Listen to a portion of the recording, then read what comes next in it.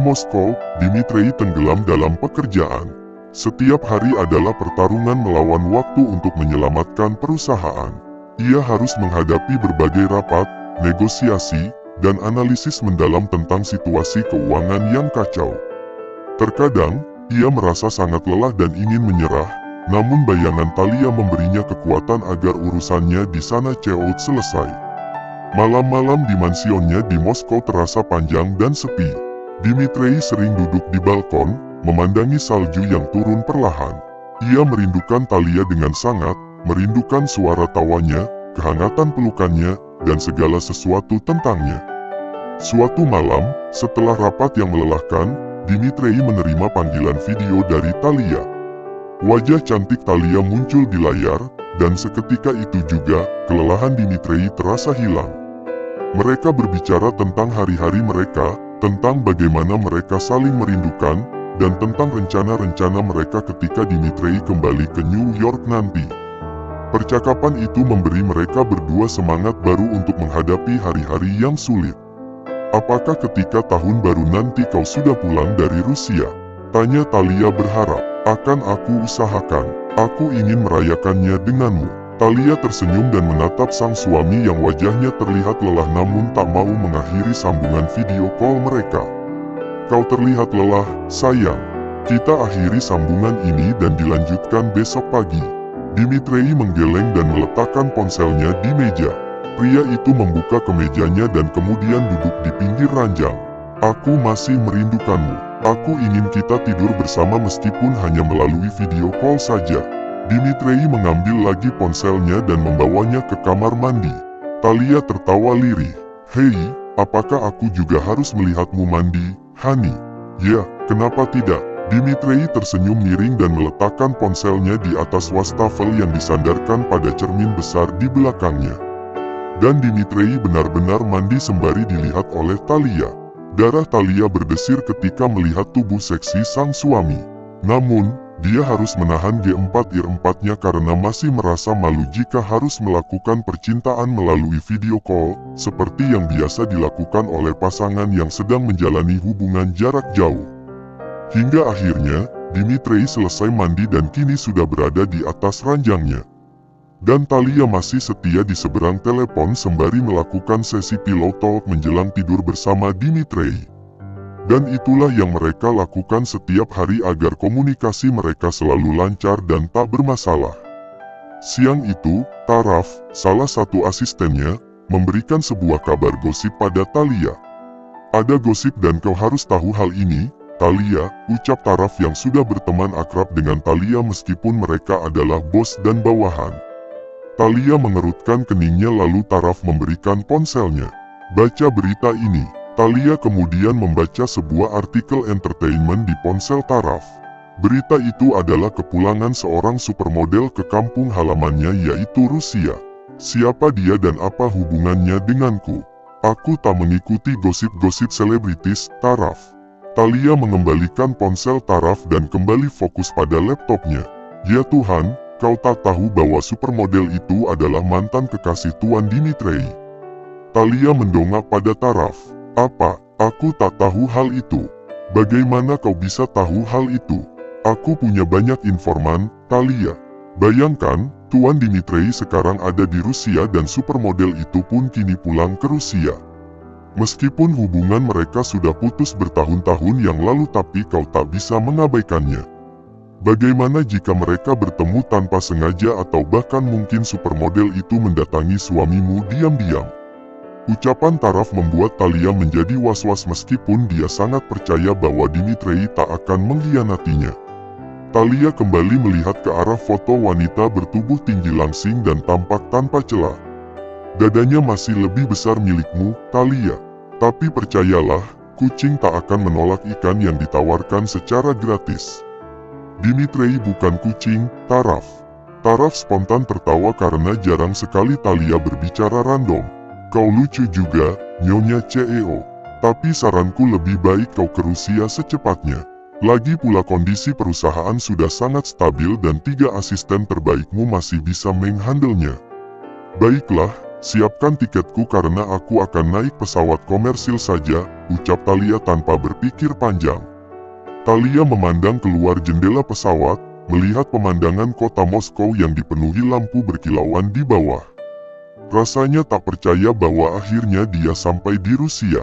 Perjalanan panjang dari New York terasa tak ada artinya dibandingkan kegembiraan yang dia rasakan sekarang.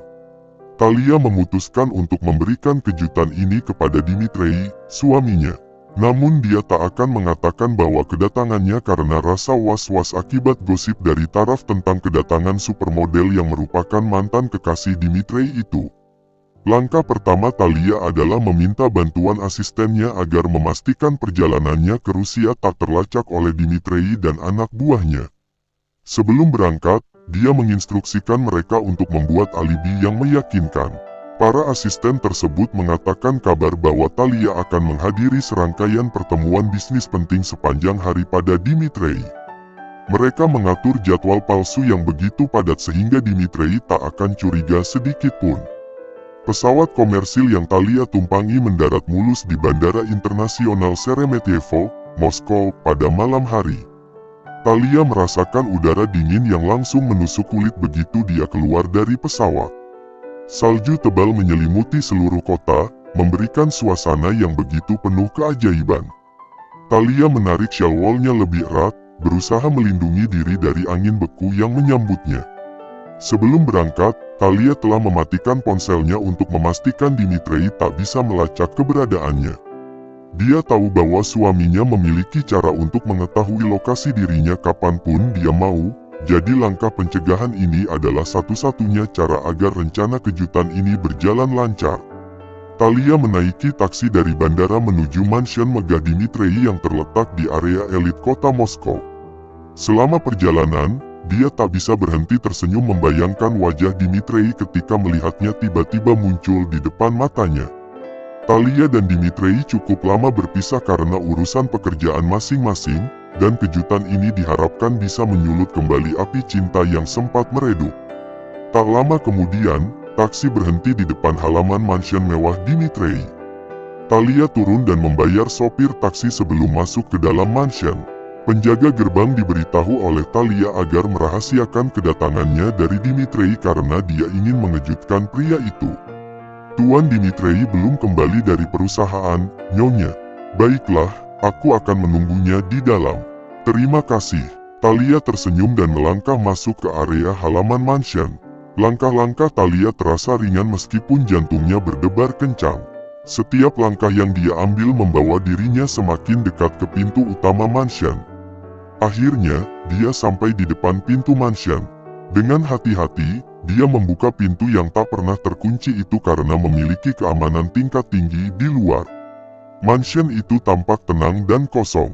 Thalia masuk pelan-pelan, lalu meletakkan kopernya di sudut ruangan dan melihat sekeliling. Suasana hangat dari mansion itu membuatnya merasa lega dan nyaman. Thalia berjalan ke dapur, menyalakan lampu kecil, dan mulai menyiapkan makanan kesukaan Dmitri. Dia ingin memberikan kejutan yang lebih besar lagi dengan membuatkan makan malam romantis. Sambil memasak, Thalia tak bisa berhenti memikirkan bagaimana reaksi Dmitri nanti. Tak lama kemudian, seorang pelayan muncul. Nyonya, biar aku saja yang memasak. Thalia menoleh ke arah sang pelayan. Tak apa, Bi, aku memang ingin memasakkan Dini masakan kesukaannya. Apakah tak butuh bantuanku, Nyonya?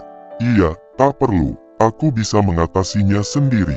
Terima kasih, Bibi. Thalia melanjutkan sesi memasaknya dan kemudian menata meja dengan rapi. 1 jam berlalu namun Dmitri tak kunjung datang dan akhirnya Thalia menelepon Taraf, asistennya. Halo, Taraf. Bisakah kau menelepon asisten Dini? Tanyakan padanya apakah Dini sedang makan malam bersama kolega bisnisnya. Bukankah kau bilang tadi bahwa Dmitri malam ini tak ada makan malam bisnis? Oke, bos. Mungkin ada meeting mendadak. Aku akan menghubungimu lagi nanti. Taraf kemudian menutup sambungan teleponnya dan melakukan perintah Thalia. Dmitri merapikan dasinya dengan sedikit gelisah saat dia melihat jam di dinding restoran mewah itu. Malam ini, dia harus menghadiri makan malam bisnis yang sangat penting. Namun, ada perasaan tak nyaman yang mengganjal di hatinya. Bukan karena makan malamnya sendiri, tetapi karena tamu yang hadir di sana. Ketika dia memasuki ruangan, suasana sudah mulai ramai. Rekan bisnisnya, Tuan Boguslav, sudah duduk di meja, berbicara dengan perwakilan dari perusahaan iklan. Mereka tersenyum dan tertawa, menikmati malam itu. Namun, pandangan Dimitrij tertuju pada satu sosok di sudut ruangan. Nova, mantan pacarnya yang tidak pernah dia harapkan akan bertemu lagi, duduk di sana. Wanita itu tersenyum cerah, matanya langsung tertuju pada Dimitrij saat dia memasuki ruangan. Dimitrij, sudah lama sekali. Nova berdiri mendekat dengan cepat, seolah tidak ada jarak waktu di antara mereka. Dimitrij sama sekali tak tersenyum, dan berusaha tenang. Dia bahkan tak menyambut sapaan Nova. Nova sedikit kecewa namun menutupinya dengan tertawa kecil. Kau terlihat semakin mempesona. Dimitrij tak menjawab dan langsung duduk di tempatnya. Boguslav memotong pembicaraan Nova. Ah, Dimitrij, ayo duduk. Kita harus membahas detail kontrak ini.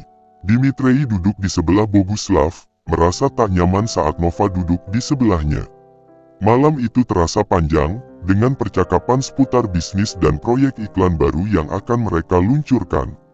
Nova, sebagai model utama, sering kali menjadi pusat perhatian. Setiap kali dia berbicara, dia selalu berusaha melibatkan Dimitrij, seolah mereka masih akrab seperti dulu. Jadi, Dimitrij, kata Nova sambil tersenyum manis seraya menatap ke arah cincin di jari manis Dimitrij.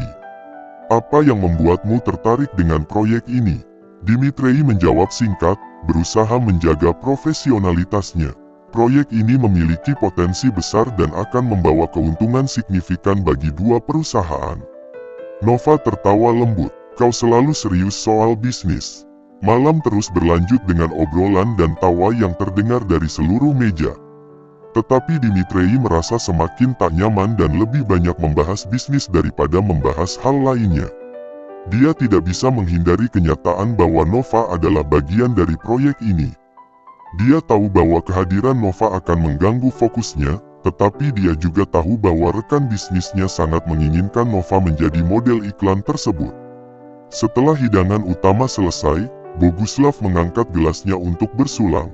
Untuk kesuksesan proyek kita, semua orang mengangkat gelas mereka, dan Dimitrij pun terpaksa ikut. Dia menyembunyikan rasa malasnya dengan baik, tetapi di dalam hatinya, dia tahu bahwa dia harus mencari cara untuk menyelesaikan situasi ini. Saat makan malam hampir selesai, Dimitrij segera keluar dari ruangan. Maaf, aku pergi lebih dulu.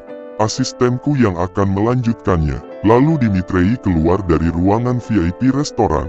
Tak lama kemudian, mendengar langkah ketukan high heels mendekat dan mengikutinya. Dimitrij, panggil Nova dengan suara lembut. Dimitrij berhenti melangkah dan menoleh pada Nova yang sebenarnya tak ingin dilihatnya lagi. Aku tahu ini mungkin tidak nyaman bagimu, tapi aku senang kita bisa bertemu lagi, ucap Nova tersenyum. Dimitrij menghela napas. Nova, ini bukan waktu yang tepat untuk nostalgia. Anggap saja kita tak pernah saling mengenal. Nova menatapnya dengan mata yang penuh keheranan. Aku mengerti, tapi mungkin kita bisa memulai dari awal, sebagai teman.